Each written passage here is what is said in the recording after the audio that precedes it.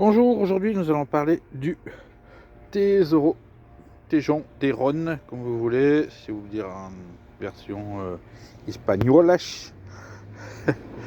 Donc, le Tesoro avec un disque WD DD27, donc canne en 3 parties comme la majorité des détecteurs, le repose-bras avec dessous ce gros boîtier. Mais qu'est-ce que ce gros boîtier?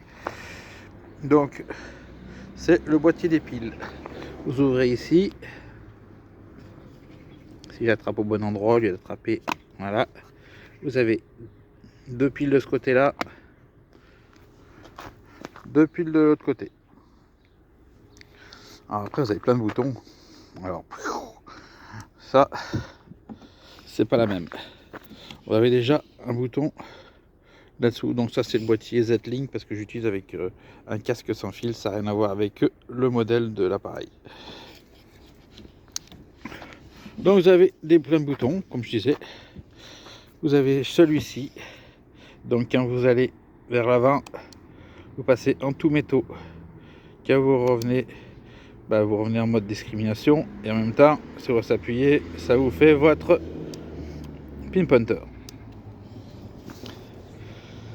Donc là, vous voyez bien, D1, D2, la flèche qui donne donc sur le bouton qu'on vient je viens de vous montrer. Ici, vous avez l'effet de sol. Alors, c'est un potard qui est tout fou. Voilà. Après, là, vous avez le signal audio. Donc, quand vous tournez le bouton, en fin de compte, vous allez changer le type de son. Vous allez passer de l'aigu au grave, médium. Le seuil sonore, alors celui-là, c'est pour quand vous êtes en mode tout métaux. Sinon, on s'en tape, on s'en fout. C'est pas notre souci. La sensibilité qui est aussi en même temps le on-off de l'appareil. Voilà, quand il fait des c'est qui s'est calé. La discrimination, donc quand vous êtes en discret, en tout métaux, je veux dire, ça c'est valable que pour D2. Vous voyez, c'est marqué ici. Et donc la discrimination quand vous êtes en D1. Voilà. Donc Tesoro a fait des réglages déjà tout prédéfinis, c'est-à-dire suivant si vous êtes en tout métaux ou si vous êtes en discrimination. Donc pour l'effet de sol, on va voir qu'ils ont mis un petit point là, c'est-à-dire c'est là où on arrête à nouveau le bouton. Vous voyez là aussi. Là ici sensibilité, ils disent qu'en gros ils vous conseillent jusqu'à 8, mais après ça à vous suivant le sol. Les discriminations, ils vous conseillent à 3. Après c'est un choix. Donc je disais pour l'allumer, vous le mettez, bon, vous mettez pas 8. Et puis pour l'effet de sol, en fin de compte, vous le tournez et après il y a un point dur qui se fait et vous revenez. Normalement c'est 1, 2, 3 et après on revient sur le 0. Et normalement c'est censé être calé. Alors moi, vu comme ça, la sensibilité de truc, le réglage vu comme ça me paraît un peu bizarre. Mais bon, apparemment c'est comme ça. C'est 2 tours et demi et en gros on sent le bouton qui devient un peu dur, qui est plus mou, et après on se remet dans cette position là. Mais bon, ça, j'ai peu de fois où je l'utilise en général et c'est un appareil qui est très stable. Alors donc, je vais vous faire écouter le son de l'appareil. Je vais baisser un peu la sensibilité. Hop, je vais la mettre à 5.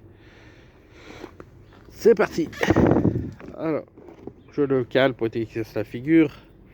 Je ne vous montrerai pas l'indice, il n'y en a pas. Un peu d'humour. Écoutez le son.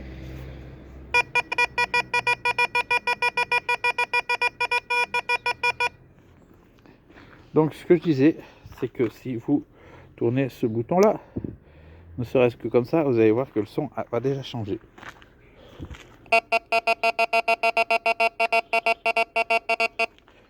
Alors si je ne mets pas ce son grave, vous montez encore un peu. Alors c'est vraiment, moi je tourne comme ça vite fait, mais c'est vraiment tout doucement. Vous allez vraiment avoir un dégradé de son qui sont vraiment différents. Moi je vous montrerai vraiment. Alors eux ils ont mis un petit point ici, donc c'est à peu près le son qu'eux ils préconisent. Après je pense pas qu'il y ait une histoire vraiment de préconisation pour ça.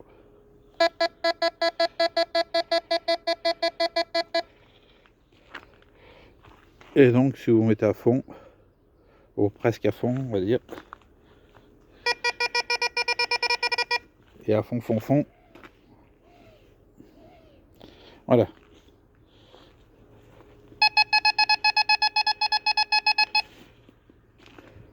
Donc vous voyez les différents sons que vous pouvez avoir suivant votre envie de sonore.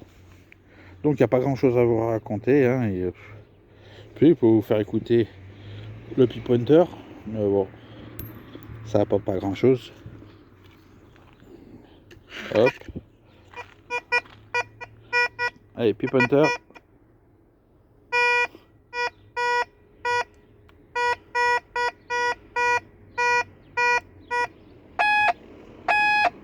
Voilà.